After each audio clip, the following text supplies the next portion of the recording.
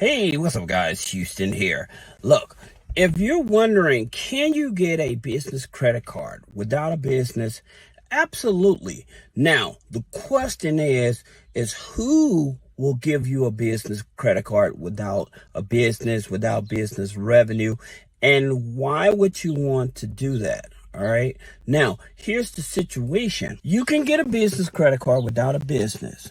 So say that you're doing like freelance, all right? Freelance type of work. You can be a babysitter. You can be walking dogs. So there's an array of things that you can be doing, selling online. So there's multiple things that you actually can be doing to qualify for a business credit card. Now, here's where it gets tricky, because when you apply for that business credit card, you will be applying as a sole proprietor, okay? And then you're also going to be using your social security number, all right? Now, everything is going to be tied to you, all right? Now, here's the thing about it. If you max out those business credit cards that are under your name, it's going to hurt your credit, all right? Now, in reference to what would be the credit score that you need in order to qualify for a business credit card. Now, you average credit score you probably going to need is about a 670, 680 credit score. And it also depends on the relationship of the institution that you're with. So say like you went after Chase, right? So with Chase, since they pull Experian for the business, right? They usually want you to have around a 680 or more credit score, all right? Now, that being said, you also have to consider that how many recent credit cards do I have, okay, on the personal side. Now, if you have more than 5, because Chase does that 524, meaning that you open 5 revolving credit card accounts within the past 2 years, then that may disqualify you. Okay, so some people are not aware of this. I'm just sharing it so you can understand it. Now, here's another thing that you do need to understand about that. In reference to when they say about the income. When you put down the income, you're going to actually put down your income, your overall household gross income from your personal income. Now, here's the thing about it. With some of these institutions, if you put down like basically a stated income. However, if you overstate your income and say that you go and you try to get a increase after you've been proof of a credit card or whatever, and they want you to update your income and stuff like that.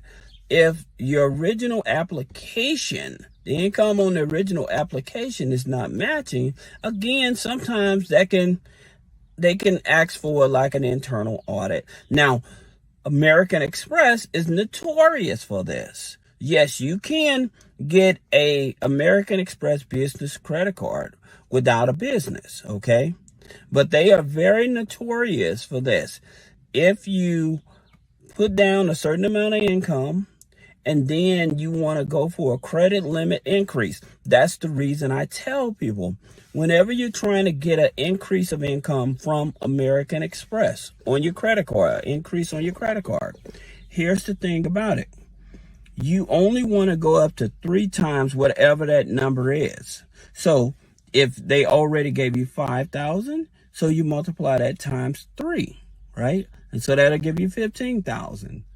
If you go over that, okay, then that can also cause a financial audit, meaning that they're going to want to see bank statements. They want to do a 4506C, meaning they're looking at your personal taxes. But one of the good things about American Express, once you already have a credit card with them, you can apply for other credit cards without a hard inquiry.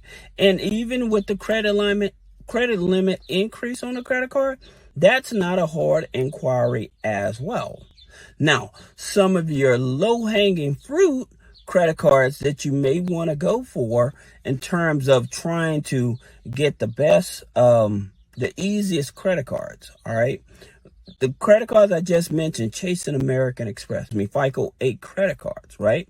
So if you have like authorized users, if you have rental payments, utility payments, subscriptions, they will not calculate into that, okay? So you have to keep that in mind. Now, also with those creditors I just mentioned, as well as Bank of America, like Bank of America, they will give you a business credit card. Usually they pull TransUnion, okay? Usually they pull TransUnion FICO 8, okay? So they themselves, all right? But those, again, those are FICO 8 cards. So question, if I'm gonna use just a sole proprietor and I'm using my social, I myself would probably not want to go for those cards. And the reason is, again, because they're FICO 8, and if I have authorized users, rent payments, and things of that nature on the file, then I want to go for more low-hanging fruit, right? And so in terms of you going for low-hanging fruit, you may want to go for like maybe GM, okay? So GM business card, all right? And you can actually apply for the GM business card. Sometimes they'll pull Equifax, but most of the time they'll pull TransUnion FICO 9.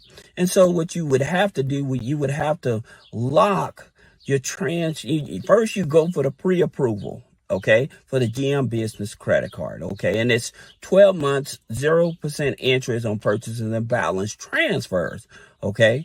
And so you want to do the pre-approval, see how much you pre-approve for, then open up another window and then lock your TransUnion file and then apply for that card. Like I said, sometimes they may pull your Equifax file depending on the region of the country. All right, so I have had it happen, but most of the time it's TransUnion.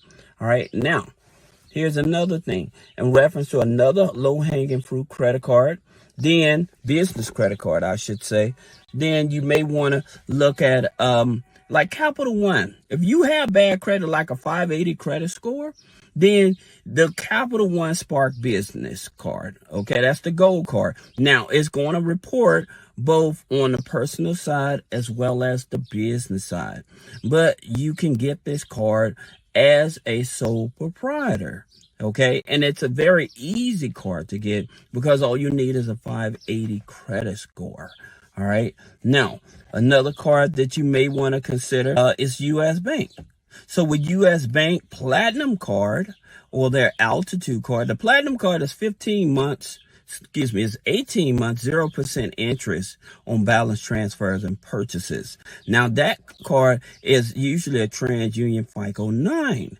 And the reason I would go for that card is because they actually give you convenience checks to liquidate. So whatever you approve for, you can actually transfer that balance of the card over to your bank account as cash. One of the things that I would definitely tell you is instead of operating as a sole prop and getting all of these credit cards under my social, I would actually structure the business, okay?